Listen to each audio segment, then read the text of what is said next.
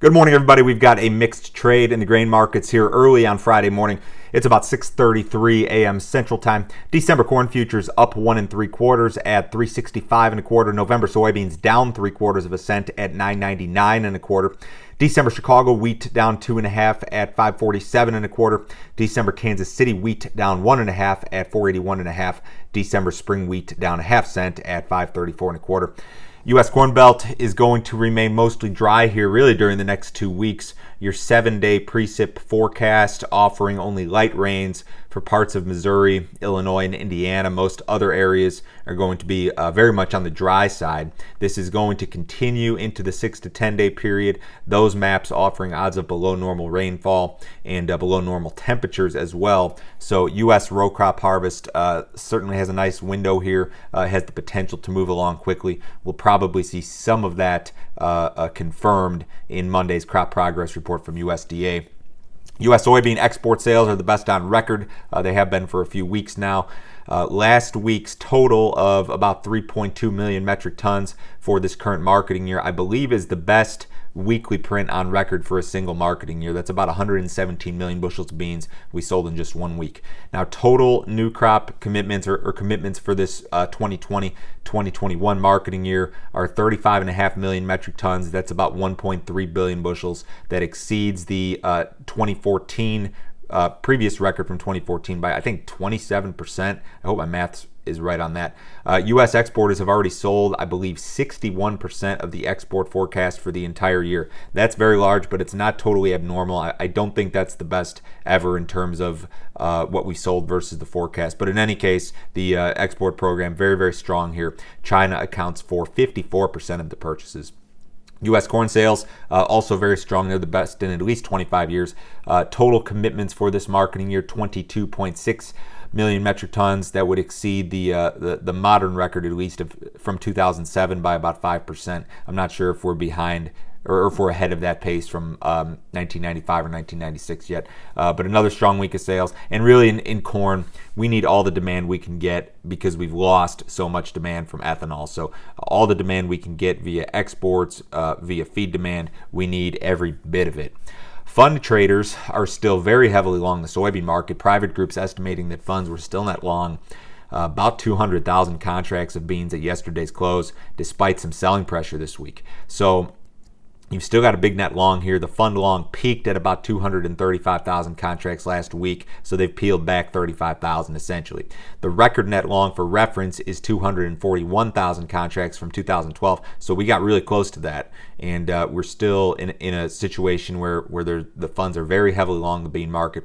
Funds were still net long about 44,000 contracts of corn at yesterday's close. That's not a heavy long, that's a modest long, but they still do hold a long in the corn market. We'll see an updated commitment of traders report from CFTC after the close today. The U.S. dollar index is likely to finish the week sharply higher. The most well-followed version of that index is up about 1.8% on the week as of this morning's trade. And this could be, depending on how you read the charts, this could be kind of an upside breakout on the weekly chart. And a strong dollar, of course, is typically seen as being a negative factor for any commodity priced in U.S. dollars. We have a grain stocks report next week on Wednesday. This is the quarterly grain stocks report. It's stocks as of September 1st, which are essentially your old crop carryout numbers for corn and soybeans, and then just a stocks report for wheat. So you could definitely see some volatility associated with that report. I'll have some estimates for you early next week. I think the lack of carry in the corn market is interesting. USDA is projecting essentially the largest U.S. stocks-to-use ratio since 2005, yet we do not have nearly as much carry in the corn market as we could. The December 2020 out to July 2021 spread offers less than 17 cents of carry this morning. That is a spread in this sort of environment that would typically trade at 25 or 30 cent carry. And really in a year like this, now that CME has expanded their storage rates, I mean, you would think if there was ever a year that we were going to go trade some really, really wide carries in this corn market, it would be this year. And it's not happening right now. Could it happen as harvest pushes forward? I suppose that's possible. I'm not quite sure what the reasoning is. Some people might argue that maybe the old crop stocks aren't there. Some people might argue that there is a lack of of farmers selling here for new crop. I've talked about how farmers, I think, are going to sell the beans and store the corn. So there's a lot of potential reasons. We'll never know exactly why, and maybe they do put some more carry in this thing. But it's kind of interesting when you consider the implications here. Soybean market is set for its first weekly loss in 7 weeks. I think harvest pressure here is a big deal. I've talked at length here now about how farmers should opt to sell beans or deliver beans at harvest or shortly thereafter. And short term, that's a positive. Long term, I believe short term, that's a negative for the market. Long term, I believe it could be a positive. If farmers don't have beans in the bin come next spring or summer, that's the type of scenario where you have better upside potential in the market, historically at least. Option expiration is probably something to be aware of in this bean market today. Markets often find themselves pinned to these big round numbers at expiration, and that $10 mark November futures looks like a good spot today.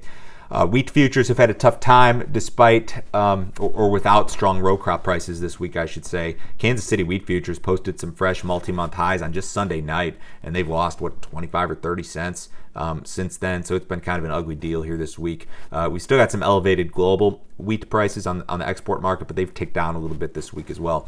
Cattle futures were higher yesterday. We've got a cattle on feed report after the close today, so be prepared for a little bit of volatility come early next week. Cash cattle's been 103 to 105 this week. Ahead of the cash open, the Dow Jones is down 180 points. The S&P's down 17. Bonds down a little bit. U.S. dollars higher. Crude oil down 40 cents. Gold continues its descent, down another $17 at about 1852 October. COMEX gold. If you'd like some more information, visit my website, www.standardgrain.com. Go to that website, click on Grain Marketing Plan.